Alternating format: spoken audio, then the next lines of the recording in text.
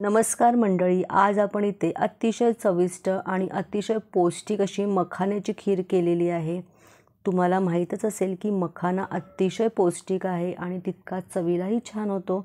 मार्गशीर्ष महिना चालू आहे, त्याच्यामुळे देवीच्या नैवेद्यासाठी मी ही मखाण्याची खीर केलेली आहे। त्यासाठी सगळ्यात अगोदर इथे मी 1 कप होईल एवढा मखाना घेतलेला आहे। मखाने या प्रकारचे असतात, गोल गोल हे फुलवलेल्या लाह्या असतात। कमळाची बी असते त्यापासून या लाह्या फुलवलेल्या असतात।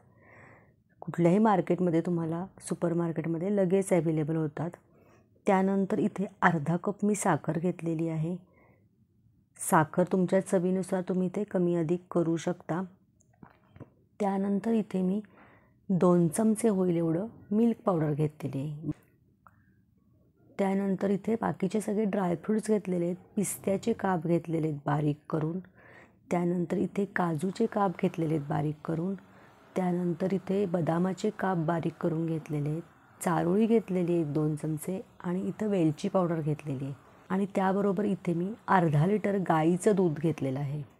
आपण नॉर्मल जे दररोज यूज करतो तेच दूध इथे मी वापरलेलं आहे। तुम्ही इथं फुल पॅड्स दूधसुद्धा घेऊ शकता।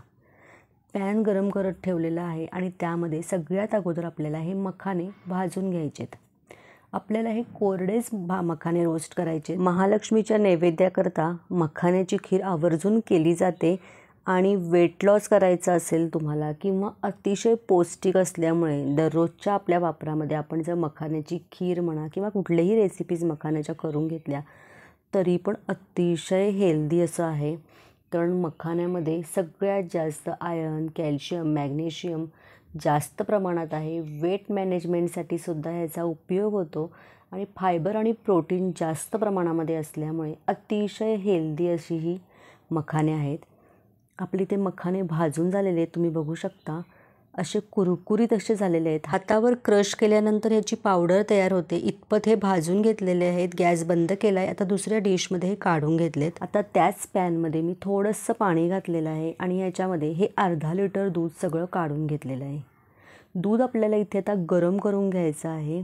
एक उकळी येईपर्यंत दूध चांगलं गरम करायचं आहे। गॅसची फ्लेम स्लो ठेवायची। आता आपलं दूध इथं गरम होतंय तोपर्यंत आपण हे जे मखाने भाजून घेतलेत ते हलकेसे कोमट करून घेतले आणि त्यानंतर मिक्सरमधनं हे ग्राइंड करून घ्यायचेत। मखाने पूर्णपणे अगदी बारीक करायचे नाहीत, अर्धवट असे बारीक केले किंवा जाडसर याची पावडर करून घेतली तरी चालेल। या प्रकारे आता हे मखाने आपण आता पहिल्यांदा मिक्सरमधनं ग्राइंड करून घेऊया। मिक्सर बंद चालू करत आपल्याला हे ग्राइंड करून घ्यायचं आहे। खूप बारीक पावडर करायची नाही, थोडंसं जाडसर असं हे ग्राइंड करून घ्यायचं आहे। आता एका बॅचमध्ये माझं हे सगळे मखाने ग्राइंड झाले नाहीत, मी 2दा हे आता ग्राइंड करून घेतलेले आहेत। त्यानंतर आता हे आपण साईडला ठेवूया आणि आपलं दूध किती गरम झालं आहे ते बघूया। दूध इथं उकळायला लागलेलं आहे, बऱ्यापैकी गरम झालेलं आहे, वरती आलं आहे। आता हे मिक्स करून घेऊया, म्हणजे याच्यावरची जी साय आलेली आहे ती एकत्र अशी करून घेऊया दुधामध्ये आणि हे दूध जरासं आपल्याला आटवून घ्यायचं आहे। दूध हे पूर्णपणे उकळलेलं आहे आणि मी अजून 1-2 मिनटं आटवून जरा घेतलेलं आहे। त्यानंतर आता ह्याच्यामध्ये आपण मिल्क पावडर घालायची आहे। मिल्क पावडर दूध उकळल्यानंतरच घालायची, अगोदर घालायची नाही आहे आणि व्यवस्थित मिक्स करून घ्यायची, जेणेकरून ह्याच्या काही गाठी ह्या दुधामध्ये होता कामा नयेत। एकसारखी अशी दुधाला ही मिल्क पावडर लावून घ्यायची आपल्याला। मिल्क पावडरमुळे अगदी क्रीमी असं टेक्स्चर येतं दुधाला आणि अगदी दाटसर आपली ही खीर तयार होते। त्यानंतर आता ह्याच्यामध्ये आपण जो मखाना ग्राइंड करून घेतला आहे तो सगळा ह्याच्यामध्ये घालायचा आहे आणि व्यवस्थित दुधामध्ये मिक्स करून घ्यायचा आहे। मखाना आता आपल्याला इथं थोडासा शिजवून घ्यायचा आहे, कारण उकळी येईपर्यंत मखाना चांगला असा शिजतो। म्हणजे व्यवस्थित सगळा मखाना ह्याच्यामध्ये मिक्स करून घेतलेला आहे। मखाने घातल्यानंतर 1-2 मिनटं हे पुन्हा मी हलवून घेतलेलं आहे आणि शिजवून घेतलं आहे। त्यानंतर ह्याच्यामध्ये अर्धा कप मी इथे साखर घातलेली आहे। साखर घातल्यानंतर पुन्हा हे व्यवस्थित मिक्स करून घ्यायचं। आता उरलेले इतर जिन्नस ह्याच्यामध्ये घालूया। सगळ्यात अगोदर पिस्त्याचे काप ह्याच्यामध्ये घातलेले आहेत। त्यानंतर इथे बदामाचे काप घातलेत, चारोळी आहेत ती घातलेली आहेत आणि काजूचे बारीक केलेले काप घातलेत। या प्रकारे सगळे ड्रायफ्रूट्स याच्यामध्ये मी घातलेत।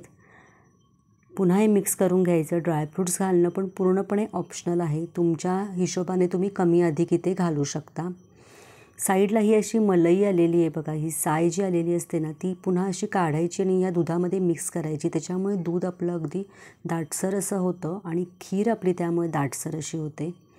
अजून एक 2-3 मिनटं मी ही खीर चांगली उकळून घेतलेली आहे. त्यानंतर ह्याच्यात सगळ्यात शेवटला इथे वेलची पावडर घालायची, व्यवस्थित मिक्स करायचं आहे आणि गॅस इथे बंद करायचा आहे. आत्ता खीर अगदी गरम असल्यामुळे तुम्हाला पातळ अशी दिसते.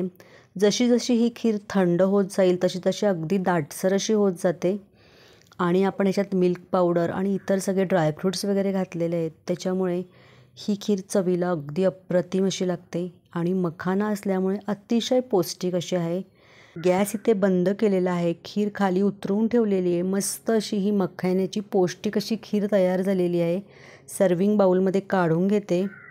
नक्की करून बघा. आता मार्गशीर्ष महिना चालू आहे. महालक्ष्मीच्या नैवेद्यासाठी तुम्ही ही खीर करू शकता. उपवासासाठी सुद्धा ही काही काही ठिकाणी खीर चालते. करून बघा. वरतून पुन्हा गार्निशिंगसाठी मी ड्रायफ्रूट्स घातलेले आहे किंवा एरवी तेरवीसुद्धा तुम्ही ही खीर करून बघायला काही हरकत नाही. खूप अशी छान होते. लहान मुलांना देण्यासाठी पण अतिशय पौष्टिक रेसिपी आहे. कशी वाटली रेसिपी कमेंट करून सांगा आणि थोडी जरी आवडली तर लाईक करा, शेअर करा आणि चॅनलला नवीन असाल तर सबस्क्राईब करा.